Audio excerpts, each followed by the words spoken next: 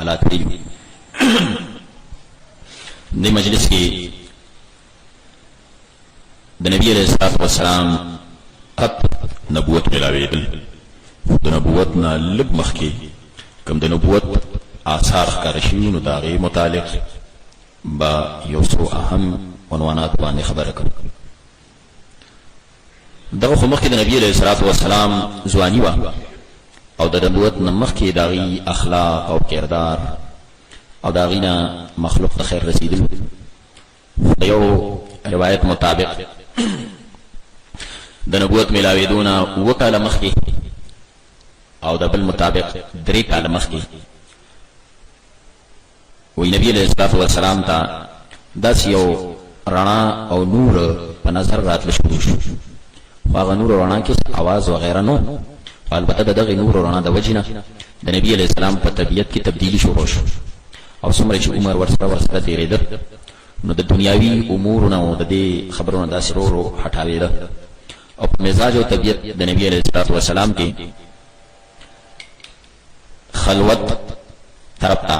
یوازې والي طرف ته رجحان پیدا شو چې بس داسې خلکو نه الګ تلګ ځان لوي. او دا حدیث د بخاری کې راځي په باب بدل وحی چې د وحی آثار څنګه شروع شوي او ابتدا څنګه شوی و. نو هغه حدیث کې راځي چې ثم حبب الیه الخلاء نو فکان یخلو بغار حراء. نبی علیہ السلام ته دا خلوت نشینی خوښ شو ځان لوالي او نبی علیہ الصلوۃ والسلام غار حراء کې خلوت او ځان لوالي اختیار شروع کړ. غار حراء ته نبی علیہ الصلوۃ والسلام ته دا غار حراء د مکه کې جلی نور ورته وي تقریبا د دې مکې نه حرم مسجد نه تقریبا 2 میله فاصله کې ده او د مکې شمالي مشرقي طرف ته دا غر دی. په دې غر کې دا غار دی د دې غر په سر باندې او داسې یو درې ګټې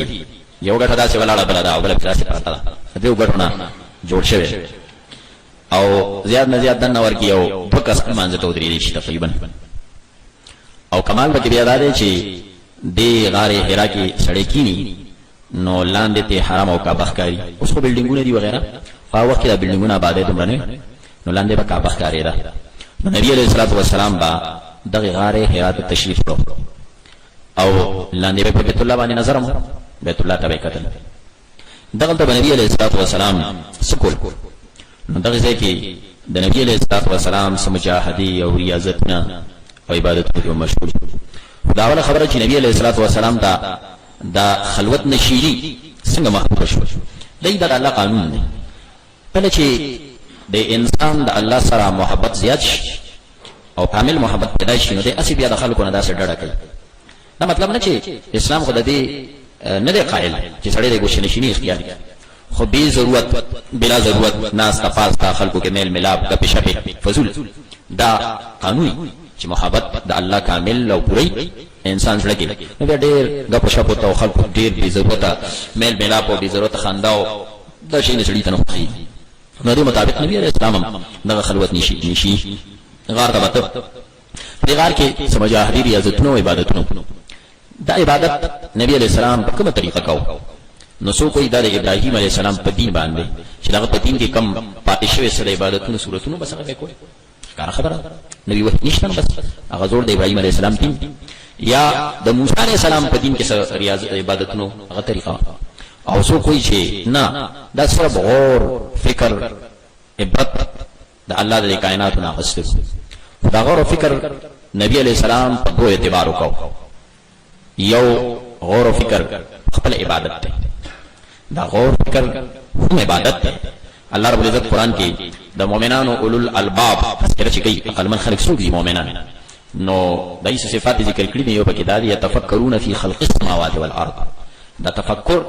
غور او فکر د الله کائنات کې د مستقل عبادت دی. بل خبره چې مخالف نن سبا غافل دي شي کې زموږ لپاره وخت نه سوچ کو فکر کو د الله کائنات د الله کائنات کې سوچ فکر سره سره د الله د عظمت او د لوی او د بڑای قائل جوړي او الله سره محبت پیدا کی الله ته سره نږدې کی. نو دا غور فکر په خپل مستقل یو عبادت دا عبادت نبی علیہ السلام کا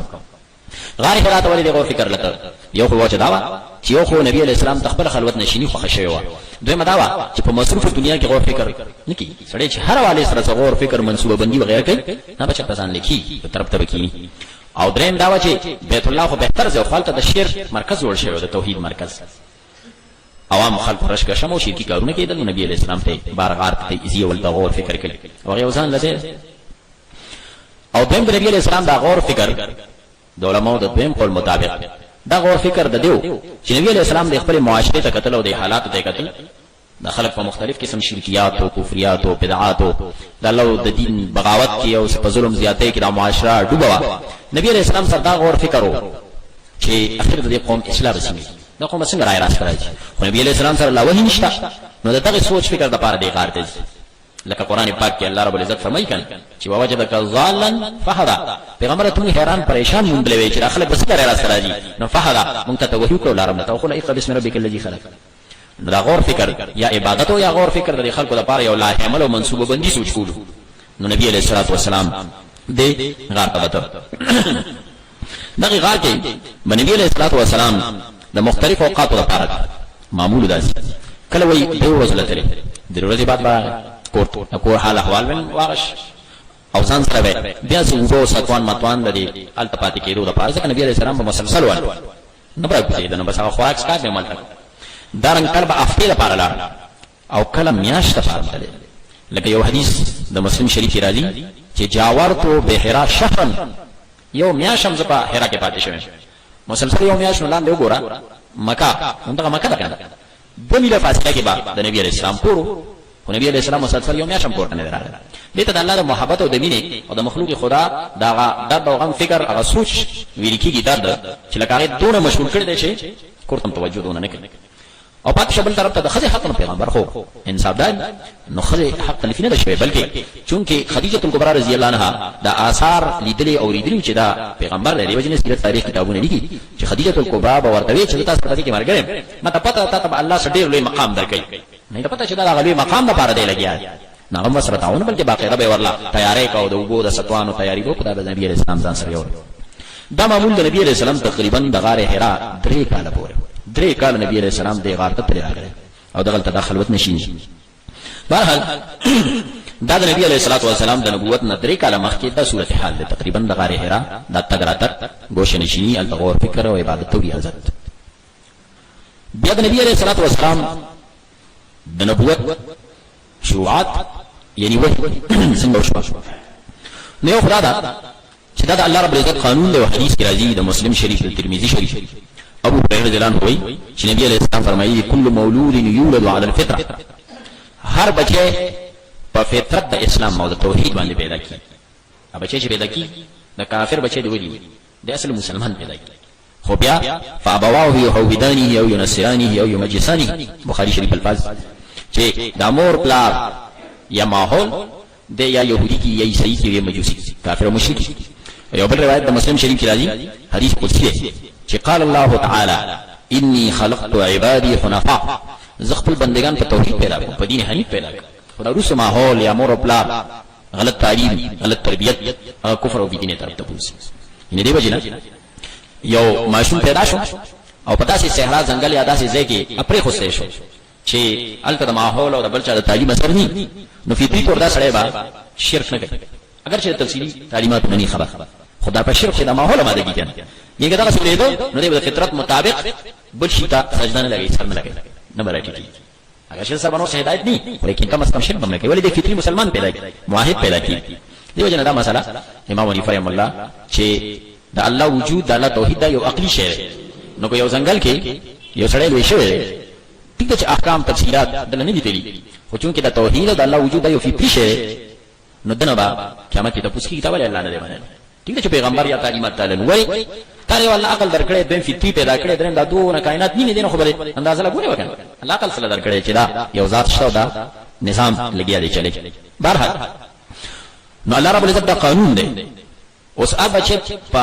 حنیفیت او فطرت اسلام او توحید پیدا کی نبی انبیاء علیهم السلام او بیا د ټولو انبیاء سردار او امام او یقینا په حنیفیت او رشد باندې پیدا شي پیغمبران پیدا شي مؤمنان مسلمانان موحدین نو یقینا چې نبی علیہ الصلوۃ والسلام هم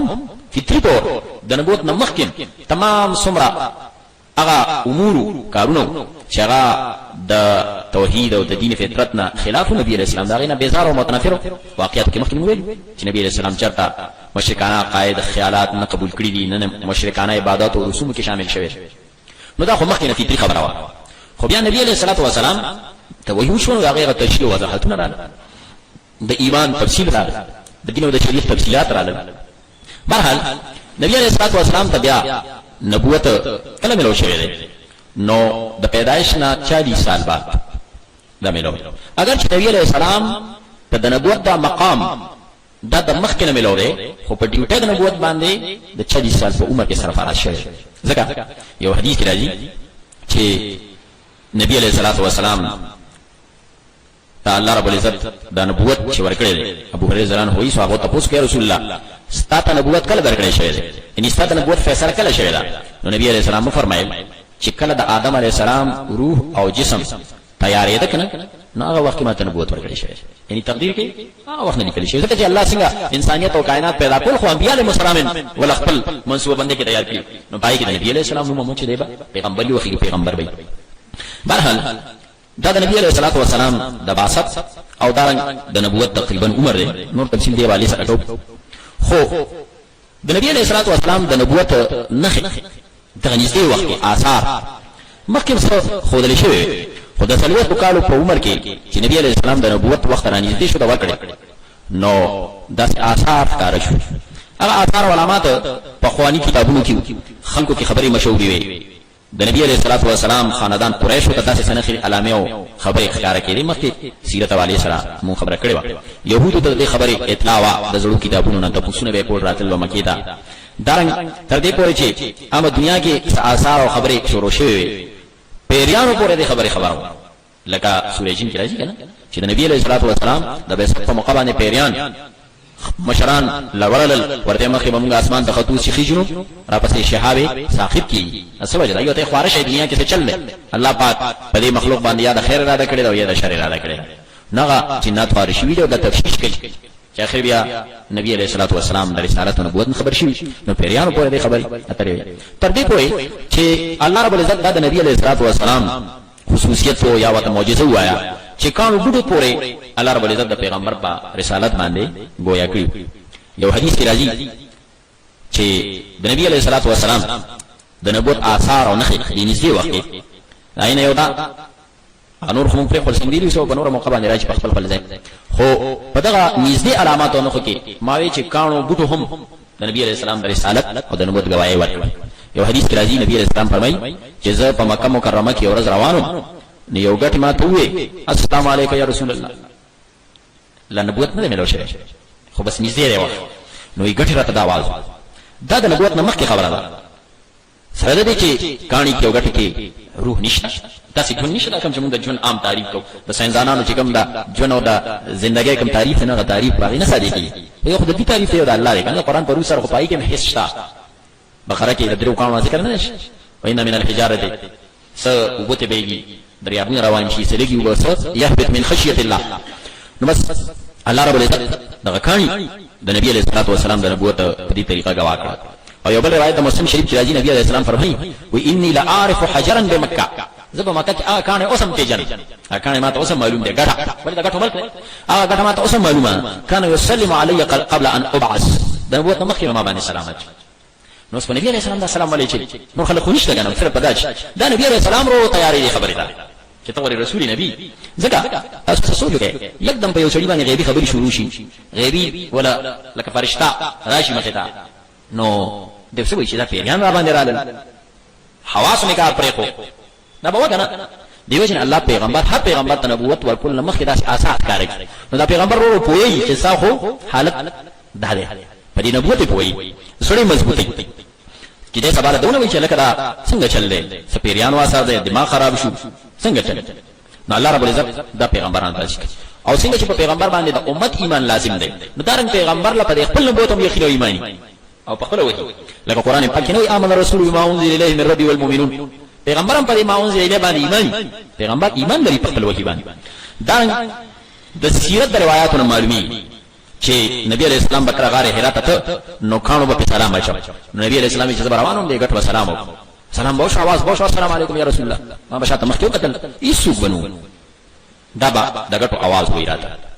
نو تغرن اوازونه نبی علیہ السلام ته کېدل. نو یو دا آثار دي نخې د نبوت د ملاوي ته ډېر قریب. دویم دا چې صدا سي نور واقعات هم ظاهر شوي دي نږدې لکه ابو ذر رضی الله تعالی عنہ نبی علیہ السلام نے یو ورځ اپوسو کو یا رسول الله تا ته څنګه پته ولګېده چې زه نبی یم؟ نبی علیہ السلام ته فرمایي چې زه د مکې په یو خوړ کې روانم نو یو د ملائکه راغلي فرشتي د نبوت نه لږ مخکې د فرشتي راغلي یو هوا کې د داسې فضا کې او یو لاندې ځمکې ته راکوشش او دا دواړه د انسانانو په شکل راغلي. نو د ځمکې والا فرشتي سره یو تله وه تله چې پکې کېږي او نو د بله فرشتي ته تپوس کو د ځمکې والا نه چې هو هغه دی که نه یعنی پیغمبر دی چې پیغمبري به ورته ملاوي. نو هغه ورته اشاره وکړه بره فرشتي چې او دا هغه دی همدا دی لاندې ورته وویل. نو بره فرشتي ورته بیا اشاره وکړه چې ښه دی اوتله کله ورسره وه. نو دغه فرشتي څه په یو چابړي کې کېنول او په بله چابړي کې یو انسان بل راوستلی راسره وتلی. خو دا د معجزې خبرې دي ښه دا سړی وایي چې دا لا څنګه کېږي خو دا د معجزې خبرې په دې باندې بس الله رسول پوهېږي زموږ په ایمان دی چونکې د الله او د الله د رسول بیان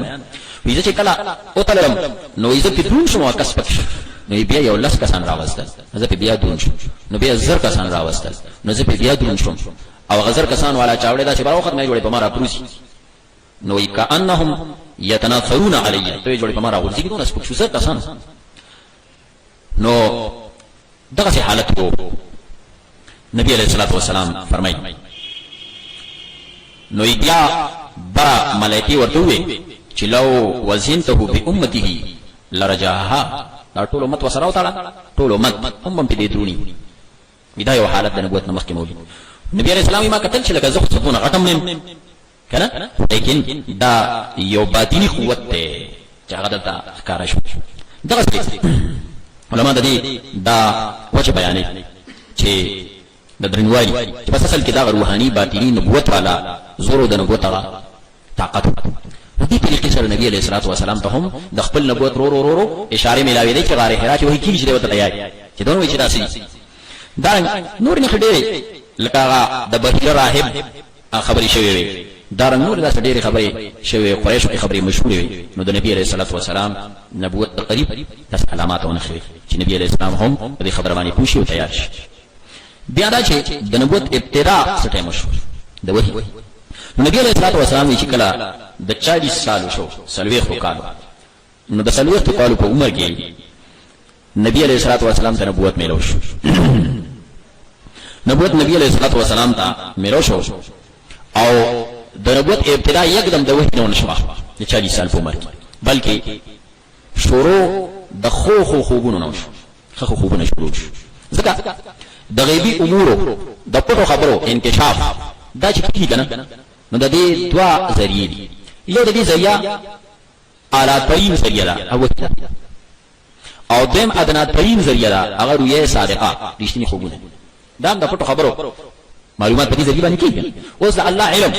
او د الله د غیب معلوماتونه انسان څنګه خبرې دی شي خو یا پیغمبر ته وحی کوي ایا پیغمبر ته یا انسان ته